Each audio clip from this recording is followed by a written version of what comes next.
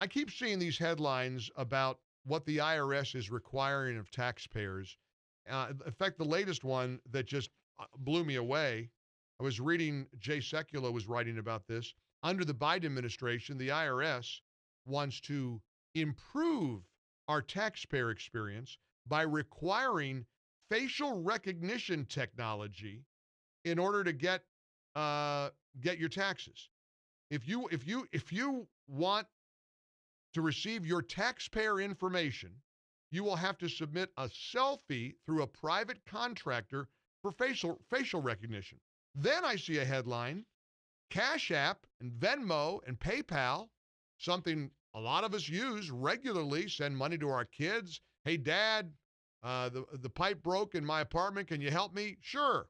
Well, now Venmo, PayPal, Cash App will have to report transactions totaling more than $600 to the IRS as Biden is ramping up financial enforcement. So I needed somebody who knows this stuff a lot better than me. I know about Stephen Leahy, who has a podcast, and he hosts the IRS Radio Hour every Sunday afternoon at 5 o'clock on AM 560, The Answer, one of our proud radio station affiliates. And I love the whole team over there, and I love being on the air in Chicagoland. And I needed to get Stephen's expertise. So he joins us here on the Mike Gallagher Show. Stephen, good to have you with us. Thanks for joining us. How are you? I'm just great, Mike. Thanks so much for having me. Am I hallucinating with these headlines, or is this reality? Does the Biden administration really want to go down this path with the American people? I think it's worse than you think, Mike, in that if you look at the Build Back Better plan, they're looking to more than double the size of the IRS just in personnel and almost double the budget every year. So I always ask people, what do you think the budget of the IRS is? And I get a lot of wild answers, but people never guess it's $14 billion a year. And so we always hear that they're underfunded, but I think that's a lot of money. So, but who are they going to get that money from? Well, that's what this is all about, right? They're trying to get these reporting things from Venmo and also the banks, right? So you probably heard about the banks they want the banks to report any transactions over 10. Now they went to 10,000, but it used to be 600. That's what the initial proposal was. I mean, $600, and of course the banks flipped out. I saw Jamie Dimon, the J.P. Morgan Chase CEO, with Maria Bartiromo a couple of weeks ago, say these efforts by the Biden administration to crack down on customers is terrible. He said that there's a huge uproar. He said the proposal was that you just wouldn't report transactions. You would report cash in and cash out type of thing. So the IRS would have something to go look at in order if they think the taxes you declared are dramatically different than what went through their checking account. Now, let's be fair here, and you and I share the same concerns about giving the IRS this kind of unprecedented power. On the other hand, are tax evaders really responsible for tons of billions and billions of dollars that could be being pumped into our economy? Well, this is what they call the tax gap, right? The tax gap is the difference between what the IRS collects and what the IRS thinks they should collect. That number keeps going up and up based on what their proposals are, because they want to support the idea that there's a lot of people who aren't paying their taxes. Now, I always say we should all pay our taxes, and it's the law, right? The 16th Amendment says that all income from whatever source derived is taxable. And so there's no question that this is taxable. But the question then becomes what lengths are we going to go to make sure every dime that people collect is paid in taxes? And that's really the question, right? We could reduce crime a lot if we just let the police come into our house and look around, right? We would reduce crime, but at what cost? True. Right? That's right. At what That's cost? right. At what price? I keep hearing stories about the IRS being severely understaffed. They're overwhelmed. People have been waiting for tax returns last year. They didn't get them. Of course, COVID. Everything is COVID. So how does this narrative square in terms of more enforcement? That means more people, more bodies, with where we are today, where the IRS doesn't seem to have enough people. Well, I think you mentioned the face recognition that they're going for. And I don't know if you know this, but the IRS only answers about 1 in 9 phone calls. Okay, so they're pushing everybody online, and so people are going online to get all this information. And now they want you to do this facial recognition in order to get it.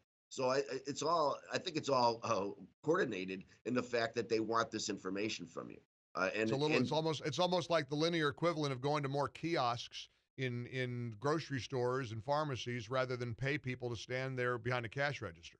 Exactly, exactly. Now, I point out to people all the time that the number of electronic filing, it used to be a huge undertaking for the IRS every year to process paper tax returns, and that was a big part of their budget. So when they start crying poor, I always point to the fact that in 2010, there was very few people did electronic filing, and now it's over 95% of all returns are done electronically.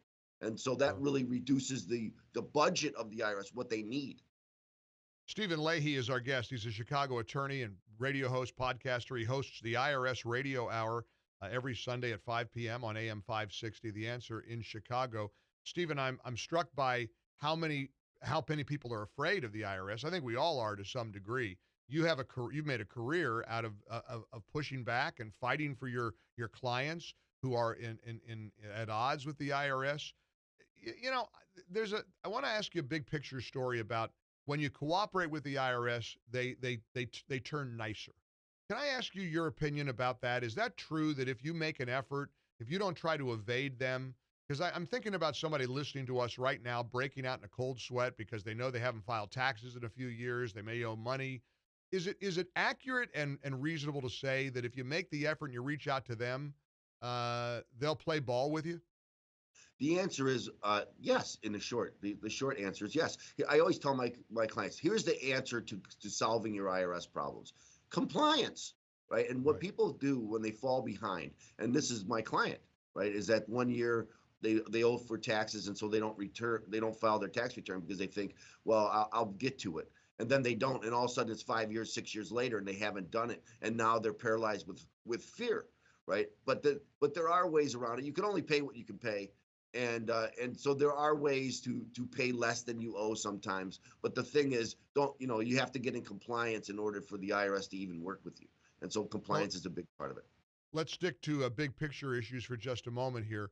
Um, a lot of us advocate. I mean, I'm sorry, a flat tax, a fair tax, a consumption tax. There seem to be so many paths we could be taking. I believe, with all of my heart, that our tax system is incredibly unfair. There's no equity in it.